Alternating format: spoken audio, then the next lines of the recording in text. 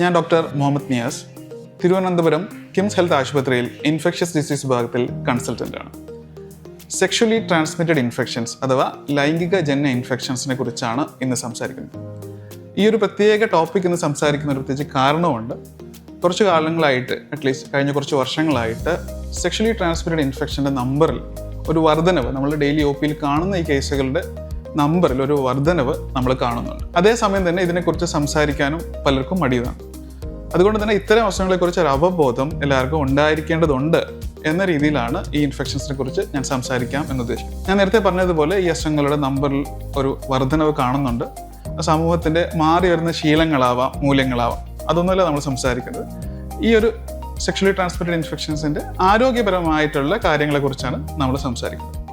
Sexually transmitted infections നമ്മൾ കേൾക്കുമ്പോൾ നമ്മുടെ മനസ്സിലേക്ക് വരുന്നത് HIV ആണ്. HIV കുറിച്ച് നമ്മൾ ഏറെ സംസാരിച്ചിട്ടുള്ളതാണ്. കിംസ് ഹെൽത്തിൻ്റെ തന്നെ ഇൻസ്റ്റാഗ്രാം പേജിലൂടെ തന്നെ നമ്മൾ HIV എത്രമാത്രം നമുക്ക് പ്രതിരോധിക്കാൻ പറ്റുന്ന ഒരു അസുഖമാണെന്നും HIV വന്നാൽ തന്നെ അതിൻ്റെ ചികിത്സ എത്രമാത്രം ലളിതമാണെന്നുമെല്ലാം നമ്മൾ നേരത്തെ സംസാരിച്ചിട്ടുള്ളത്.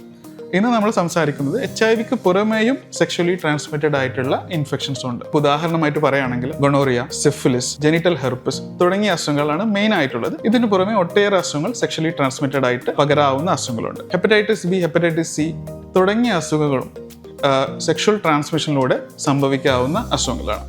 ഇപ്പം നമ്മൾ ഗൊണോറിയ പോലൊരു അസുഖം നോക്കുകയാണെങ്കിൽ, ഗൊണോറിയ സാധാരണയായിട്ട് വരുന്നത് വളരെ പെയിൻഫുൾ ആയിട്ടുള്ള യൂറിനേഷൻ്റെ ടൈമിൽ പെയിൻ അല്ലെങ്കിൽ മൂത്രനാളിയിലൂടെ ഉണ്ടാകുന്ന പഴുപ്പ്, ഈ രീതിയിലുള്ള ലക്ഷണങ്ങളായിട്ടാണ് ഗൊണോറിയ പ്രത്യക്ഷപ്പെടുന്നത്. അതേസമയം സിഫിലിസും ഇത് വളരെ കാലമായിട്ട് നമ്മളെ ബാധിക്കുന്ന സമൂഹത്തിലുള്ള ഒരു അസുഖമാണ്. സിഫിലിസ് ആദ്യം ഒരാൾക്ക് വരുന്ന സമയത്ത് ആ ജെനിറ്റൽ ഏരിയയിലുള്ള വ്രണങ്ങൾ അഥവാ അൾസറായിട്ടാണ് വരുന്നത്. അതിനുശേഷം അത് സെക്കൻഡറി സിഫിലിസ് എന്ന രീതിയിൽ ശരീരത്തെ മൊത്തം ബാധിക്കുന്ന രീതിയിൽ അത് ശരീരത്തിൻ്റെ ചർമ്മത്തിലുണ്ടാകുന്ന മാറ്റങ്ങളാവാം. അതുപോലെ തന്നെ ലിംഫ് നോഡ്സ് അഥവാ കയലകൾ വീങ്ങുന്നത് പോലെയുള്ള ആ രീതിയിലുള്ള മാനിഫെസ്റ്റേഷൻസ് ആയിട്ടാണ് വരുന്നത്. ട്രീറ്റ് ചെയ്യാതിരിക്കുന്ന രീതിയിലാവുമ്പോൾ സിഫിലിസ് പലപ്പോഴും മറ്റ് അവയവങ്ങളെയും ബാധിക്കാവുന്നതാണ്. അത് നെർവസ് സിസ്റ്റം ആവും. ന്യൂറോളജിക്കലായിട്ടുള്ള പ്രശ്നങ്ങൾ സിഫിലിസ് ഉണ്ടാക്കാനുള്ള സാധ്യതയുണ്ട്. ട്രീറ്റ് ചെയ്യാതെ വളരെയധികം കാലം ട്രീറ്റ് ചെയ്യാതിരിക്കുകയാണെങ്കിൽ നമ്മുടെ ഹാർട്ടിനെയും ഹൃദയത്തെയും ബാധിക്കാവുന്ന ഒരു ഘട്ടത്തിലേക്ക് സിഫിലിസ് പോകാൻ സാധ്യതയുണ്ട്. ഹെർപ്പസ് എന്ന് പറയുന്നത്, ജെനിറ്റൽ ഹെർപ്പസ് എന്ന് പറയുന്നത് പലപ്പോഴും സെക്ഷുവൽ ഏരിയാസ്, ലൈംഗികമായിട്ടുള്ള ഏരിയകളിൽ പലപ്പോഴും വളരെ പെയിൻഫുൾ ആയിട്ടുള്ള കുമിളകളായിട്ടാണ് നമ്മൾ കാണപ്പെടുന്നത്. അപ്പോൾ ഇതിലാണ് ഈ ഒരു 3 ഡിസീസാണ് ഏറ്റവും കോമൺ ആയിട്ട് നമ്മൾ ഒരു സെക്ഷുവലി ട്രാൻസ്മിറ്റഡ് ഇൻഫെക്ഷൻസ് HIV പുറമെ നമ്മൾ കാണുന്നത്. ഇതിന് പുറമെ ഒട്ടേറെ സെക്ഷുവലി ട്രാൻസ്മിറ്റഡ് ആയിട്ടുള്ള ഇൻഫെക്ഷൻസ് ഉണ്ട്. ഇതെല്ലാം പറയുന്നത് നമ്മളെ പേടിപ്പെടുത്താനോ ആ രീതിയിൽ കാണേണ്ടതില്ല. ഇതിനെക്കുറിച്ചെല്ലാം ഉള്ളൊരു അവബോധം നമുക്ക് ഉണ്ടായിരിക്കേണ്ടതാണ്. ഏറ്റവും ആദ്യം നമ്മൾ മനസ്സിലാക്കേണ്ടത് ഇതെല്ലാം പ്രതിരോധിക്കാവുന്ന പ്രിവെൻറ്റബിൾ ആയിട്ടുള്ള അസുഖങ്ങളാണ്. അപ്പോൾ നമ്മുടെ ലൈംഗിക ബന്ധങ്ങൾ സുരക്ഷിതമാക്കുക എന്നുള്ളതാണ് പ്രധാനമായിട്ടും ചെയ്യാനുള്ളത്. കോണ്ടംസ് ഇതിൽ ഒരു വളരെ വലിയ പങ്ക് വഹിക്കുന്നുണ്ട്. ഈ അസുഖങ്ങളെല്ലാം തന്നെ HIV ഉൾപ്പെടെ ഒരു പരിധി വരെ പ്രൊട്ടക്റ്റ് ചെയ്യാൻ കോണ്ടംസ് ഉപയോഗിക്കുന്നത് തീർച്ചയായിട്ടും സഹായിക്കുന്നു. പക്ഷേ അതേസമയം കോണ്ടംസും 100% പ്രിവെൻറ്റീവ് ആ ഒരു എഫിക്കസി, 100% പ്രൊട്ടക്റ്റീവ് ആയിട്ടുള്ള ഒരു കാര്യമല്ല എന്നുള്ളത് നമ്മൾ മനസ്സിലാക്കുന്നത്. ഇപ്പം നമ്മൾ നേരത്തെയുള്ള വീഡിയോകളിൽ HIV പ്രിവെൻറ്റീവ് ആയിട്ടുള്ള pre exposure prophylaxis, post exposure prophylaxis എല്ലാം പറഞ്ഞിട്ടുണ്ട്.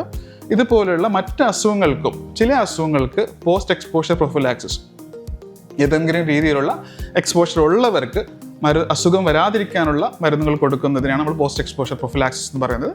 ഇത് ചില ലൈംഗികജന്യ രോഗങ്ങൾ, HIV അല്ലാത്ത അസുഖങ്ങൾക്കും ലഭ്യമാണ് എന്നുള്ളതും നമ്മൾ മനസ്സിലാക്കേണ്ടത്.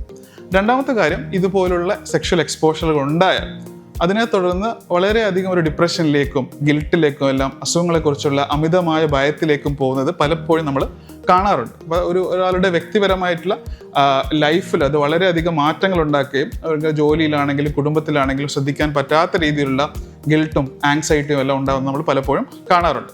അസുഖങ്ങളെക്കുറിച്ചുള്ള ഒരു അവബോധം ഇല്ലാത്തതാണ് പലപ്പോഴും ഇതിനുള്ള കാരണമായിട്ടുള്ളത്. അതുകൊണ്ട് നമ്മൾ മനസ്സിലാക്കേണ്ടത് ഈ അസുഖങ്ങൾക്കെല്ലാം തന്നെ വ്യക്തവും നമുക്ക്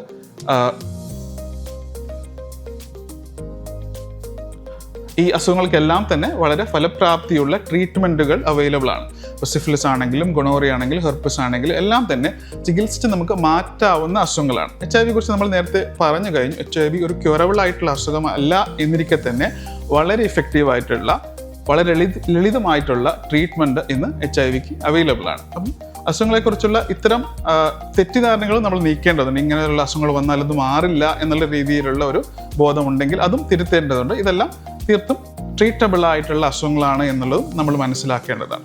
അപ്പം പറഞ്ഞു വരുന്നത്, ഇത്തരം അസുഖങ്ങളെക്കുറിച്ചുള്ള ഒരു അവബോധം നമുക്ക് തീർച്ചയായിട്ടും ഉണ്ടാവേണ്ടതാണ്.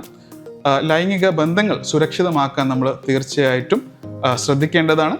അതോടൊപ്പം തന്നെ ഏതെങ്കിലും രീതിയിലുള്ള എക്സ്പോഷറുകൾ നമുക്കുണ്ടായാൽ തീർച്ചയായിട്ടും ഒരു ഡോക്ടറെ കണ്ട് അതിനുള്ള സഹായം തേടേണ്ടതാണ്.